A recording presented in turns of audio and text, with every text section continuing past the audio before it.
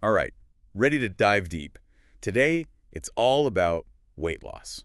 But not just any weight loss. Oh no, we're going way past the fads and quick fixes. We're talking about real science-backed methods. The stuff that actually works. And we've got a whole bunch to unpack, 9 to be exact. 9, wow. From how you eat to what's happening in your gut, even how much you're sleeping.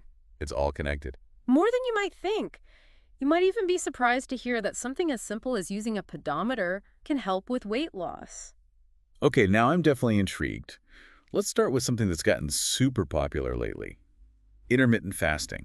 Or, as some people call it, IF. IF, got it. Huh. So is that basically just about cycling between when you eat and when you don't? Exactly. You're cycling between periods of eating and fasting. Okay, so like skipping meals. It can be, but it's more structured than that. There are different methods. Like what?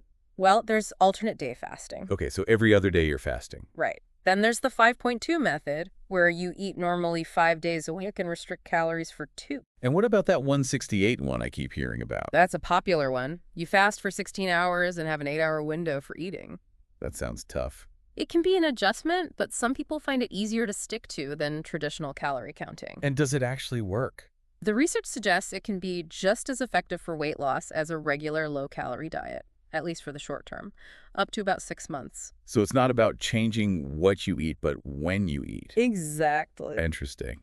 Okay, what else is on our science-backed weight loss list? Let's talk about something simple but powerful: tracking your diet and exercise. Oh, you mean actually writing down what I eat? Exactly. You'd be surprised how many people have no clue what they're actually consuming in a day. I can definitely relate to that. And same with exercise. Tracking helps you stay accountable and see those patterns. So just being aware makes a difference. It really does. Studies show that consistently tracking both food and exercise leads to positive behavior change. And that helps with weight loss. Absolutely. It boosts your motivation and makes you more conscious of your choices. So it's like having a little accountability buddy. Exactly.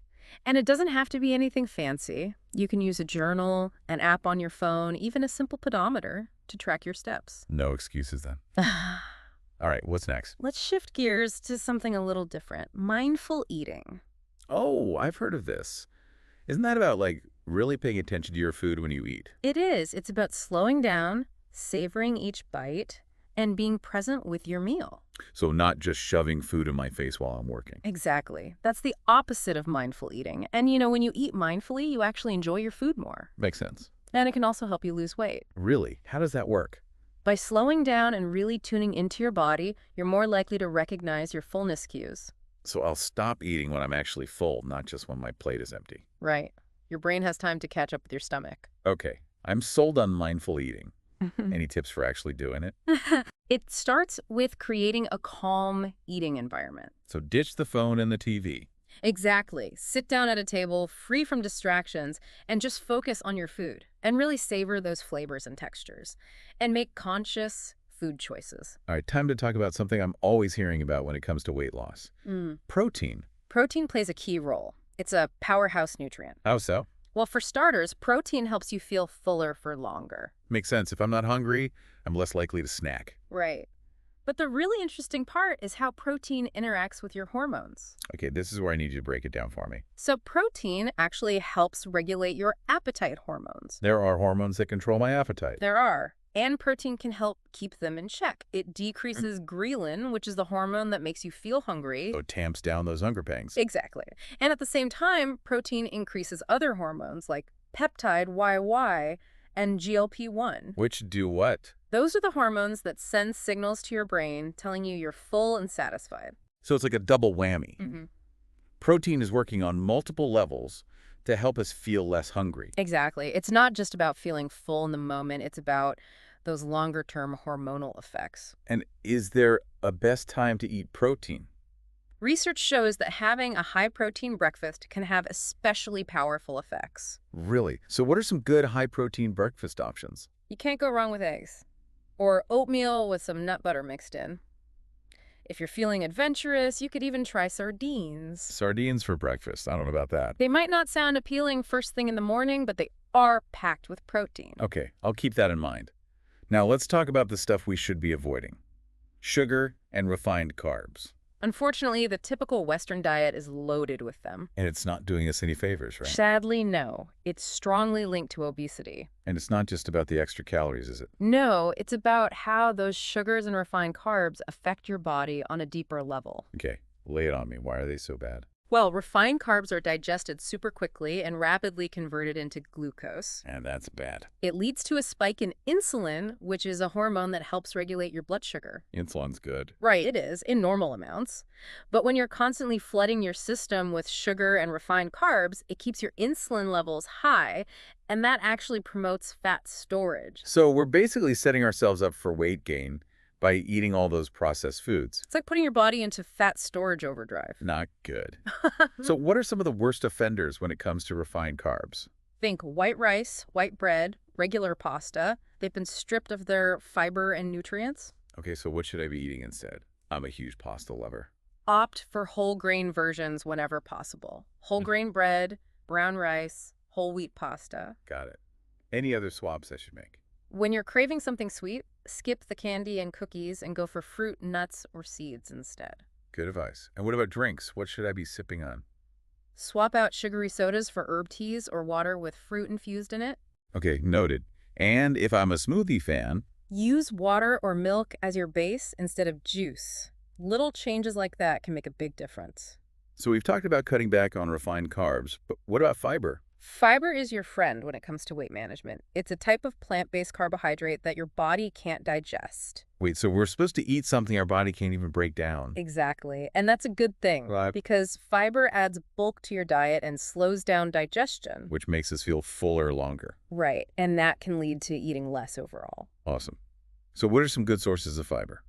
Load up on those whole grains we talked about. Yeah. Whole wheat bread, oats, barley, rye, and of course, fruits and vegetables. Eat the rainbow, right? Exactly. And don't forget about legumes. Beans, lentils, peas. They're fiber superstars. Okay, I'll add those to my grocery list. Anything else? Nuts and seeds are another great option. Perfect for a fiber-rich snack. So we've covered diet, exercise, and even mindful eating. Now let's talk about something a little more unexpected. Right. Gut bacteria. Ah, yes. The fascinating world of the gut microbiome. Microbiome. That sounds intense. It is. But also really cool. Did you know that the trillions of bacteria living in your gut can actually impact how much you weigh? Wait, hold on. The bacteria in my gut can affect my weight. It's true, and it's an area of research that's really exploding right now. Okay, I'm officially mind blown. How does that even work? Well, different types of gut bacteria have different affinities to extract energy from the food you eat. So some bacteria are better at squeezing out those extra calories. Exactly. And those extra calories can end up being stored as fat.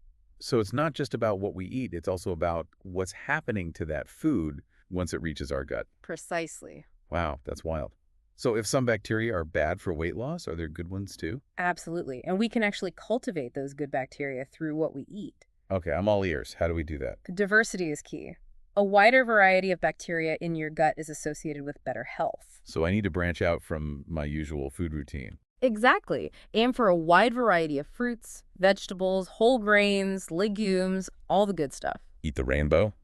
I can do that. What else? Fermented foods are your friend. Oh, like kimchi and sauerkraut. Exactly. Those are packed with beneficial bacteria, also known as probiotics. So they introduce good bacteria into my gut. Exactly. And then there are prebiotics. I've heard of those, but I'm not really sure what they are. Think of prebiotics as food for your probiotics. Ah, so they help those good bacteria thrive. Precisely. You can find prebiotics in foods like chicory root, artichokes, bananas, and oats. Okay, so it's a two-pronged approach. Get those probiotics from fermented foods and feed them with prebiotics. Exactly. A healthy gut microbiome is a beautiful thing. We've covered a lot here. Diet, exercise, mindful eating, and even gut bacteria. But wait, there's more, right? Oh, yes. We can't forget about sleep. Remember that surprising fact I mentioned earlier about how not getting enough sleep is linked to obesity? Yeah, I definitely need to hear more about that. We'll dive into all the whys and hows coming up. So we've seen how much what we eat, even what's going on with the bacteria in our gut, can affect our weight. Right. But now we're talking about sleep. You got it.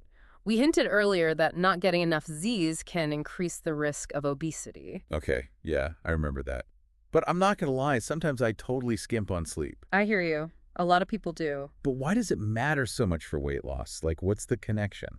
Well, when you don't sleep enough, it messes with your metabolism. Oh, no. It actually slows it down, which means your body isn't burning calories as efficiently. So instead of burning them, they're just turning into fat. You got it. Plus, lack of sleep also makes your body less sensitive to insulin, And insulin is. the hormone that helps regulate your blood sugar. Oh, right. And when you're not sensitive to it, it can lead to even more fat storage. It's like a double whammy. Is there anything else sleep deprivation does that messes with our weight? Yeah, actually. Not getting enough sleep also increases your cortisol levels. Cortisol, remind. That's the stress hormone. Right. Okay, so wait. We're talking slower metabolism, problems with insulin, and more stress hormones, all from not sleeping enough. It's like a triple threat. No wonder it's linked to weight gain. Man, our bodies are really working against us when we don't sleep. Well, think about it. From an evolutionary perspective, if you're sleep deprived, your body wants to conserve energy. That makes sense. And on top of all that, sleep deprivation also messes with your appetite hormones. Oh, no, there's more. I know, right? It's like a never-ending cycle. But it's important to understand this stuff so we can break the cycle. Okay, so what happens with our appetite hormones when we're not sleeping enough? Basically, it throws off the balance of two key hormones, leptin and ghrelin. And those are, sorry, I need a refresher. No worries. Leptin is the hormone that tells your brain you're full, while ghrelin does the opposite. It makes you feel hungry. Oh, okay, got it. So less sleep equals less of the I'm full hormone and more of the I'm starving hormone. Exactly. Your body is basically tricking you into eating more. That is so unfair. It's tough, but knowing this, we can start to take control. Getting enough sleep helps regulate those hormones. Okay, I'm officially convinced. I need to make sleep a priority. But before I drift off to dreamland, we have one more science-backed method to cover. Managing stress. This is a big one. I think we've all been there. You have a stressful day, you reach for the ice cream. It's so common, but it's important to understand why stress can lead to weight gain. It's not just about emotional eating. There's more to it. Oh, yeah. Remember cortisol, the stress hormone we talked about? Uh-huh. Well, when we're stressed, our bodies release cortisol along with adrenaline. Our body's like fight or flight. Exactly. Oh. And in the short term, that stress response can actually suppress appetite Really, that doesn't sound like my experience. because you're focused on dealing with the immediate threat. Your body's like, food can wait. We got to deal with this danger. Okay, so I get why my appetite might disappear if, like, a bear was chasing me. But what about everyday stress? That's when I want to eat everything in sight. That's because when stress becomes chronic, cortisol hangs around in your system longer. It doesn't just disappear right away. So it's the long-term exposure to cortisol that's the problem. Precisely. And that's when it starts to increase appetite and can lead to overeating. So it's like stress is literally making me hungrier. It can. Huh? Plus, here's another fun fact about cortisol. It signals your body to replenish its energy stores, mostly from carbs. Wait, so I crave carbs when I'm stressed. That actually makes so much sense. It's all connected. And if you're not using those carbs for energy because you're just sitting there stressed out, guess what? They turn into fat. Ugh, this is too much. I need to chill out. Exactly. Finding healthy ways to manage stress is key for weight loss and just overall health. Okay, so how do I do that? I can't exactly eliminate stress from my life. You can, but you can learn to manage it better. There are tons of great techniques out there. Have you ever tried yoga or meditation? I've done a little yoga, but not regularly. I've been wanting to try meditation, though. Both of those are amazing for reducing stress. They help calm your nervous system. And what about breathing exercises? Those seem pretty simple. They are simple, but so effective. Even a few minutes of deep breathing can make a world of difference. Okay, deep breaths, everyone. Deep breaths. What else can we do? Spending time in nature is another great stress reliever. Oh, yeah. I always feel better after a walk in the park. It's like hitting the reset button on your stress levels. So we've covered a lot here. Intermittent fasting, tracking our food, mindful eating, protein, sugar, and refined carbs, fiber, gut bacteria, sleep, and stress management. That's a lot. We've given you 9 science-backed methods for weight loss. It's a pretty impressive toolkit. Yeah. But I guess what works for one person might not work for another, right? Exactly. There's no one-size-fits-all approach to weight loss. So how do people figure out what will work for them? It takes some experimentation. Try different things, see what feels good in your body, what fits into your lifestyle. So maybe you start by tracking your food or trying out some mindful eating techniques. Exactly. Or maybe you're ready to jump into intermittent fasting or start exploring the world of gut bacteria. There's something for everyone. The important thing is to find what works for you. And to be patient. Sustainable weight loss takes time. It's not about quick fixes. It's about making gradual changes to your habits and your lifestyle that you can stick with. So, as you're listening to this, what's standing out to you the most? Which of these methods are you most curious about? What are you excited to try?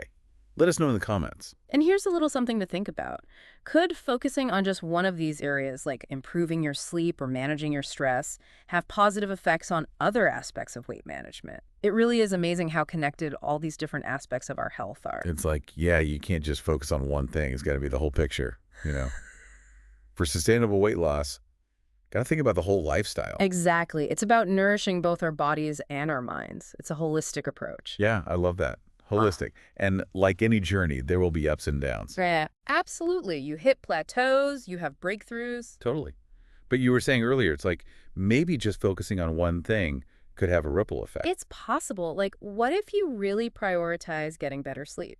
Or maybe you finally get a handle on your stress levels. And then suddenly, other things start falling into place. Exactly. It's like this domino effect of wellness. I love that. So we've really gone deep on this, haven't we? All these science-backed methods for weight loss. We have intermittent fasting, tracking what you eat, mindful eating, protein. Cutting back on the sugar and refined carbs, upping the fiber, balancing that gut bacteria. It's making sure we're getting enough sleep and managing that stress. Phew, it's a lot to take in. But really empowering, too, I think. Knowing there are so many different things we can try. It's about empowering yourself, right, to make those changes, to experiment and see what works for you. Exactly. And being kind to yourself along the way. That's so important. This isn't about perfection. It's about progress. Taking those small, consistent steps towards your goals. You got it. Well, we've reached the end of our deep dive. I hope you found it as fascinating as we did. It's been a pleasure diving in with you. And with all of you listening, of course. So as always, if you enjoyed this episode, hit that like button, subscribe to the channel, and share this with anyone who might find it helpful. And let us know in the comments what resonated with you. What are you excited to try? We love hearing from you. Until next time. Happy diving!